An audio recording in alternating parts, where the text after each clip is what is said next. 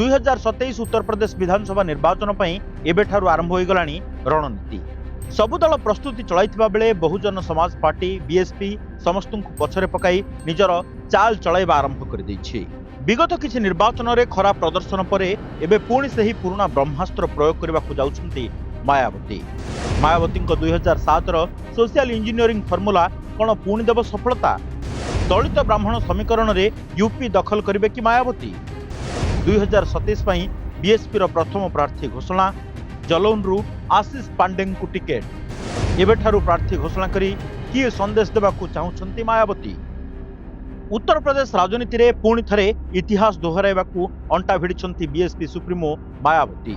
2007 मसीह जो दलित ब्राह्मण समीकरण बल रे मायावती पूर्ण बहुमत पाइथिले 2027 रे सही समान फॉर्मूला को पुणी आपणाइबाकू जाउछि दल। आगामी निर्वाचन रे बीएसपी प्राय 80 जन ब्राह्मण प्रार्थी को मैदान को ओह्लाई पारे। एहार संकेत स्वरूप जालौन जिल्लार माधवगढ़ सीट्रु आशीष पांडे को प्रथम प्रार्थी भावे घोषणा करा जायछि। केवल सेतिकि नुहे, होली परे कानपुर मंडलर आउ 5टी आसन पई मध्य प्रार्थी तालिका चूड़ांत होई पारे। विगत किछि मास धरि मायावती ब्राह्मण समाजर सुरक्षा एवं सम्मानर कथा बारंबार कहउछन्ते। निकटरे चर्चा रे थिबा फिल्म घुसखोर पंडित को नै मध्य से तीव्र प्रतिक्रिया प्रकाश करथिले एवं एहाकू बयान करबाकू दाबी करथिले। मायावती दाबी होउछि जो सम्मान ब्राह्मण समाज को बीएसपी शासन रे मिलिथिला ताहा अन्य कोनोसी सरकार देई नाहंती।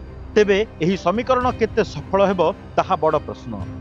गोटे पटे बीजेपी शक्तिशाली भोट बैंक एवं अन्य पटे समाजवादी पार्टी चुप रहिबा यूपी राजनीति को रोमांचकर कर दैछि। सपा वर्तमान पई कोनोसी प्रतिक्रिया न देई 2027 फलाफल को अपेक्षा करिछि। ताहाले कोन 2007 रो सही जादू 2027 रे पुणी काम करिवो? मायावती एही प्रार्थी घोषणार रणनीति कोन बीजेपी एवं समाजवादी पार्टीर चिंता को बढ़ाइबो? ब्यूरो रिपोर्ट, ओडिशा संवाद।